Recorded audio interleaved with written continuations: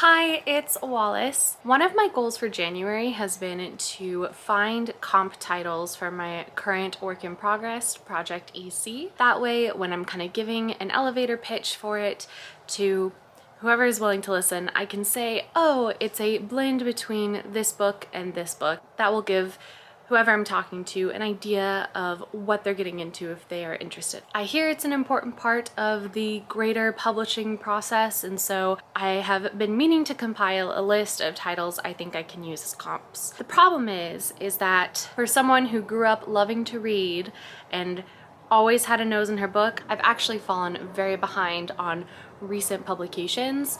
I just don't read as much as I used to, and I still struggle to come up with examples of books that I can compare to my own project. Luckily, I have friends who are better readers than me, and after giving my friends the general beats and vibe of my story, there were actually a few titles that they recommended I check out. So my plan for the next few days is to make my way through the main title that was suggested, and that story is If We Were Villains by M.L. Rio. I'm hanging out outside with my dog because it is kind of a nice day. It's a little cloudy, but it's nice. And I have a little reader set up with a candle because always, and tea because always again. And I have the book, and I have my Project EC author's journal, so that way I can take notes. I don't want to do a full annotation. I really do want to read this as a reader, but in case I have any really important thoughts, I just want to have this on hand so I can write them down. I'm also planning on tracking my progress through this book and giving my thoughts about whether or not I think it actually would be a good comp title, and then when I have finished, I'll kind of maybe give a review at the end. I don't know. I kind of just randomly decided to pick up my camera and start filming this. So there is no real plan actually. I'm gonna get started. Yay.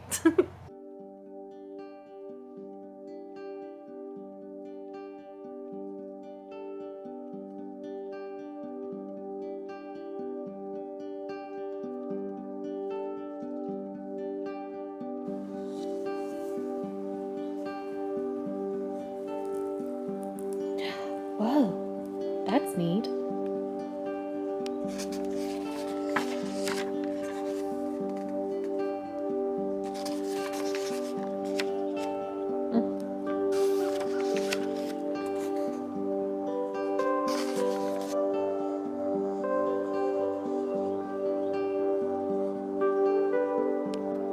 Excuse the angle, I'm feeling very lazy today.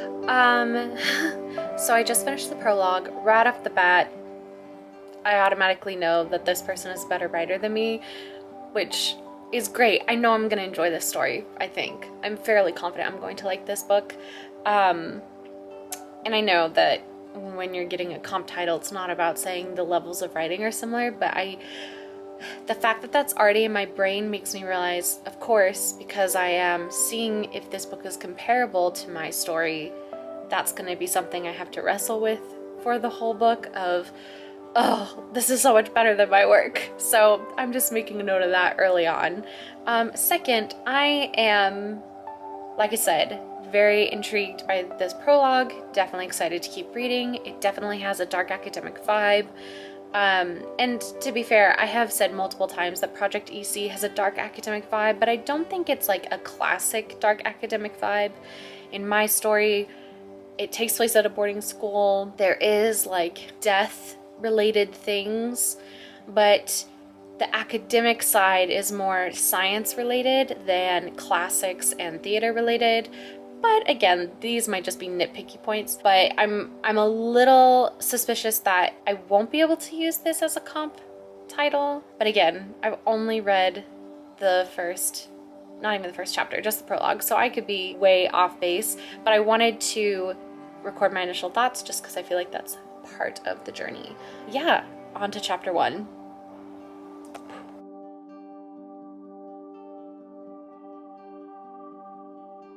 So I've decided in my similar title spread in my Project EC author journal to have a little section where I keep notes on this specific book, and I'm gonna have a little area where I list similarities.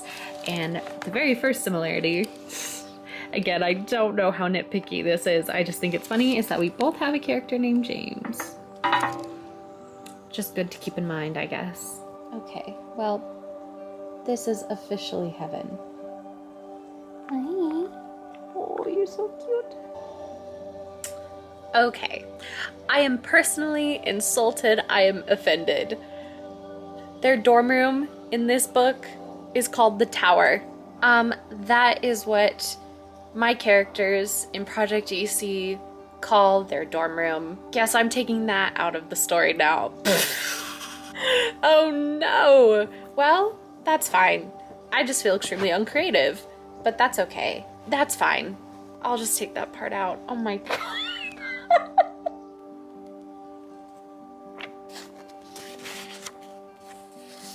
Okay, I'm making a prediction here right at the start. Spoilers, potentially, but it's just theoretical, so I don't know if any of this is true or not. But just on the way that some of these characters are being characterized, James is coming across as too perfect, or like as the best person in the entire world, so I think he's going to be the one who dies. But then based off of the discussion in the prologue, I think it's eventually going to come out that he was like actually the world's worst person. So that's my page 17 prediction. We'll see.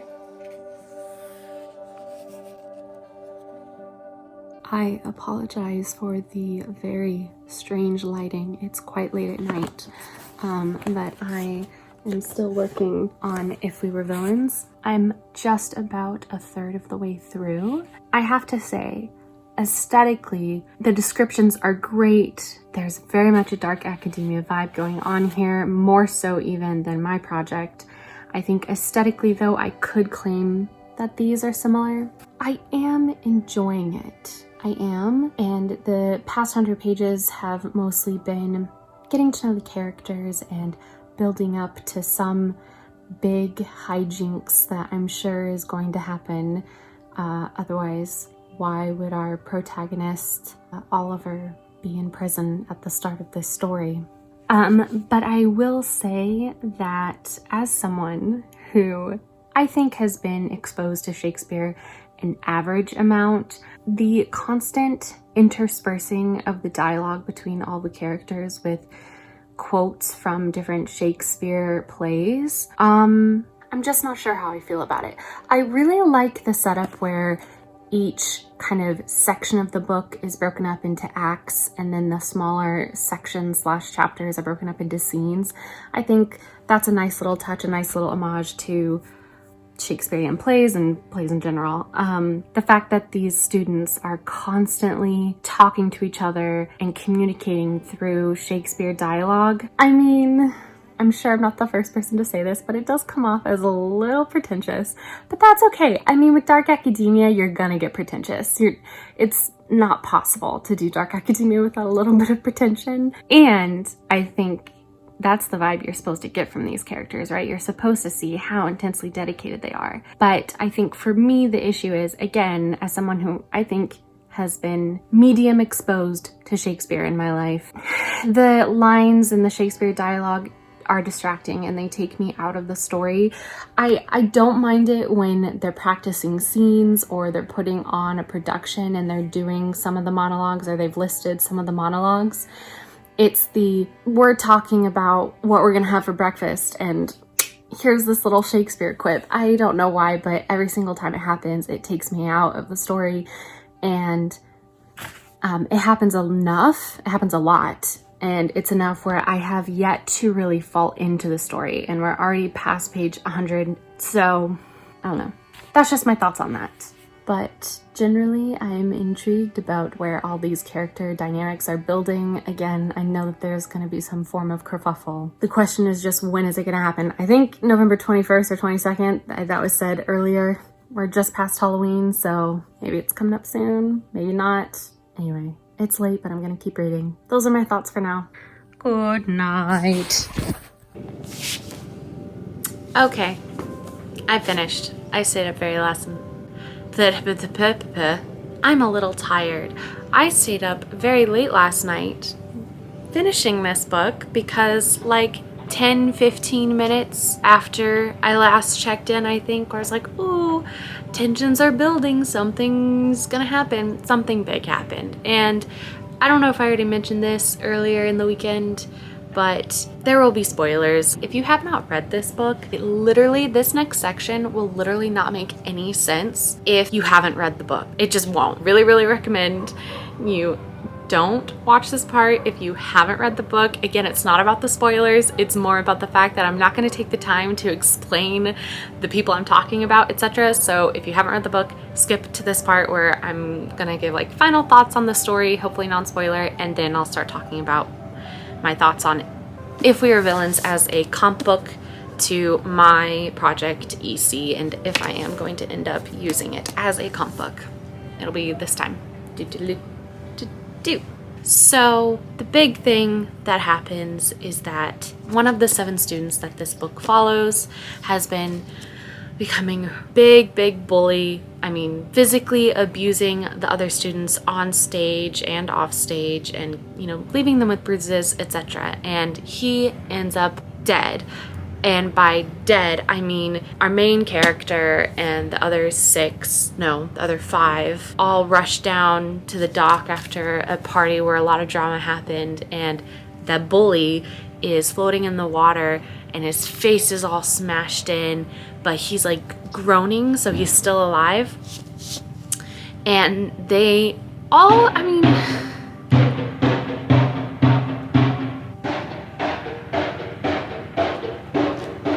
thank you for that.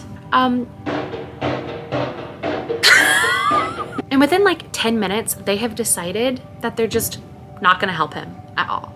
Like, he's literally sitting there floating in the water, groaning and dying. And they're just like, guess we don't have to help him because he's been, I mean, to be fair, he has literally been living with them bruises and he's been acting very scary. And I'm not saying any of them needed to run into the water and grab him, but you could at least call the cops. I mean, he literally dies like 2 minutes later. So it's, if you call the cops, he would have died before the cops arrived anyway, and you wouldn't have felt so guilty about not helping him. And obviously, as the story goes on, it becomes quite clear that this wasn't an accident, even though the police initially ruled it an accident, that he got drunk and fell off the dock, smashed his head or something, and, you know, died. But yes, it becomes very clear over the course of the story that this bully, Richard, did not in fact die via accident, but potentially was murdered. And I will say, I was wrong about James being secretly evil. Well, I was wrong about him being the person who ends up getting murdered, but I knew immediately, even before Richard died, I knew as soon as Oliver got back from Meredith's room and he ran into James, who was showering off totally naked, and said that he just got drunk and threw up, and he had like throw up on his face and stuff.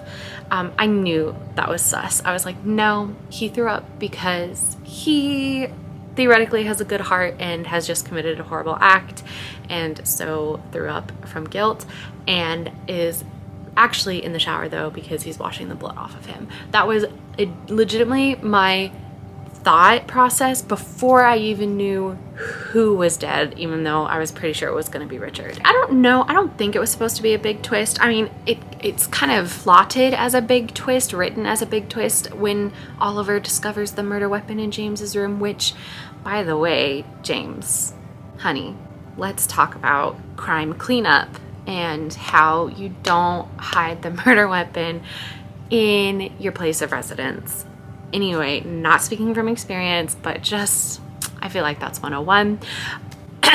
Anyway, so it was written very much as this big reveal when Oliver discovers the murder weapon in James's bedroom. How could it be his perfect James? But I don't actually think it was supposed to be a twist. I think James's character shift over the back half of the book after Richard dies very clearly illustrates that it was him. I never once thought maybe it wasn't him. I did think maybe there was a co-conspirator at one point, and who that co-conspirator was did change sometimes in my mind, but The fact that James was the main person who killed Richard never once slipped from my brain. And again, I'm not trying to say that I have a galaxy brain here. I don't think the author really was trying to hide that from you, which I like and I appreciate, right? If James had kept on as his perfect, beautiful, kind, supportive self for the rest of the book, then I would have thought he was a freaking sociopath.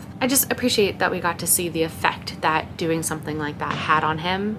And the important thing is that it was a twist to our main character because of how infatuated our main character was with James and how he had James on this kind of pedestal. So I think it was supposed to be a twist for Oliver, not a twist for the reader. As for the ending, I don't know how I feel about the ending.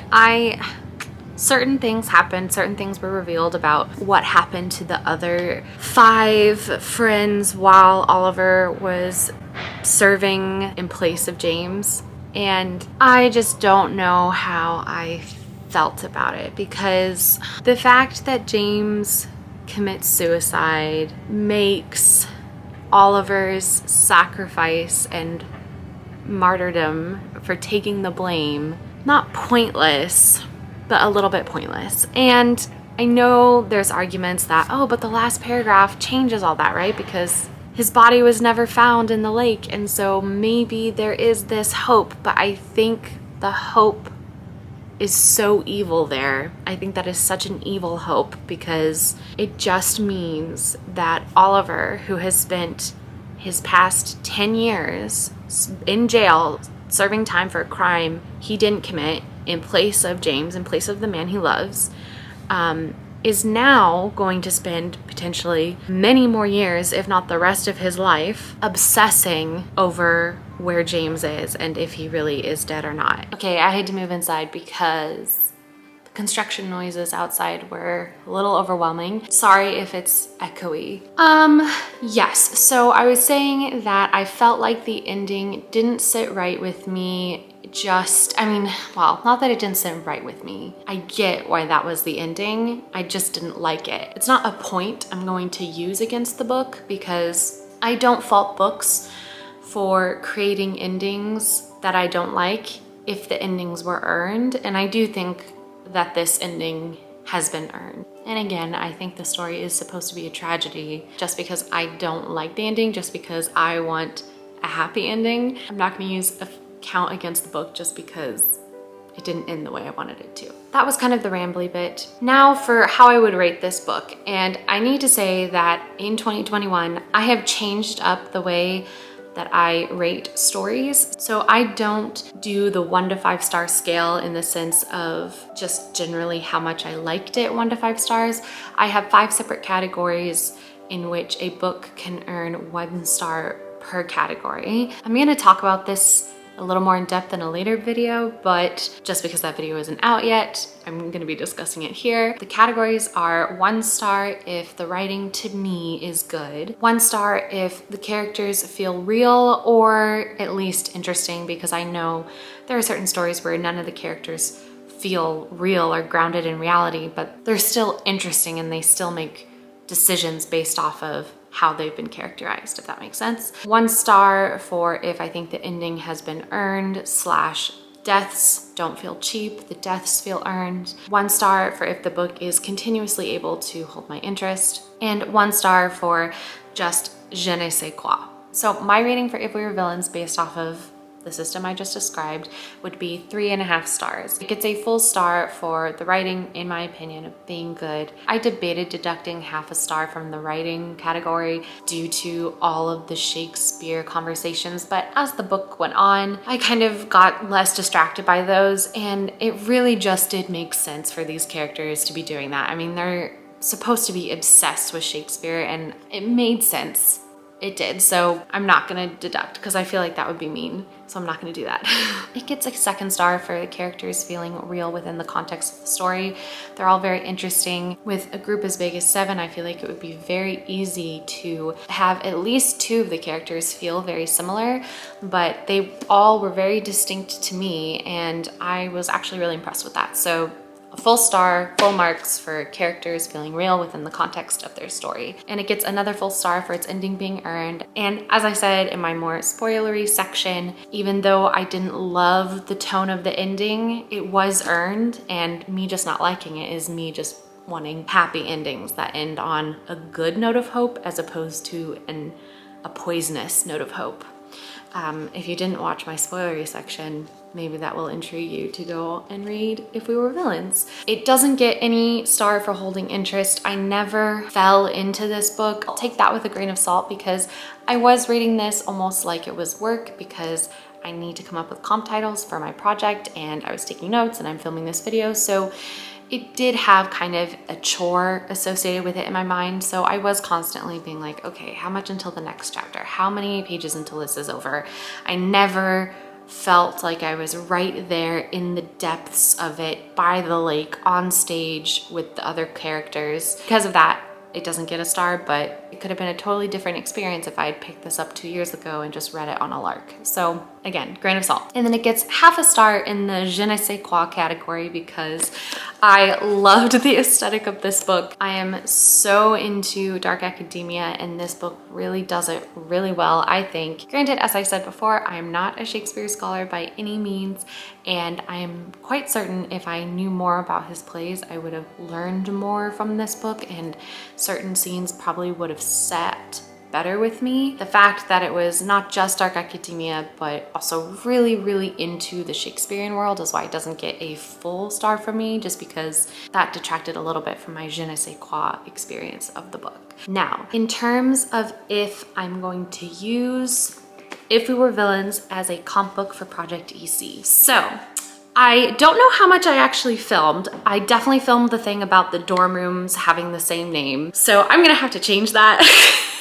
But I think it's a good example of how aesthetically similar chunks of this book are. Also, both stories have similar beats just because they take place over a similar chunk of time. It's about an entire school year that the bulk of the story is happening in this book, and in Project EC, it's roughly that as well. And so you get just similar beats with Thanksgiving and Christmas and a New Year's Eve party and, you know, characters going to New York City. There are enough similarities where I think I'm going to be able to call If We Were Villains an aesthetic comp to Project EC. I would say If We Were Villains goes a lot more deeply into the dark academia aesthetic. So it's not a perfect aesthetic comp, but I think it is the first book I've read in a long time that comes close to the aesthetic that I was aiming for when I was writing Project EC. But from an actual characterization, plot perspective, these books are wildly, well, I guess they're not though. They're not wildly different, especially the back half of the book. They're cousins. They're cousins because it's about a group of people dealing with the repercussions of something dark. And I was saying this to someone the other day, but the main difference is, I think, If We Were Villains is about dark people doing dark things. And I'm sure there can be disagreement about that, about whether or not some of these people are dark, but based on some of their actions in certain scenes, I think each of these characters is dark. Whereas Project EC is about slightly neutral, maybe even slightly good people recovering from a dark event. And there lies the important distinction. So I think my strategy will be to find at least one or two more other comp titles that are more comparable to the actual meat of the story versus just the aesthetic. And then I can say Project EC is aesthetically similar to If We Were Villains, but has characters and heart reminiscent of Book A and Book B. That's my thought on this. I think I will use this as a comp title, for now at least. I have to shout out Katie Ann. She's the one who recommended it to me. I will link her channel below. And that's that. This has been first step in my journey of finding comp titles for my project. I've been speaking for a really long time, so I think I'm done. I think I've said what I needed to say. Let me know down in the comments if you have comp titles for any of your projects.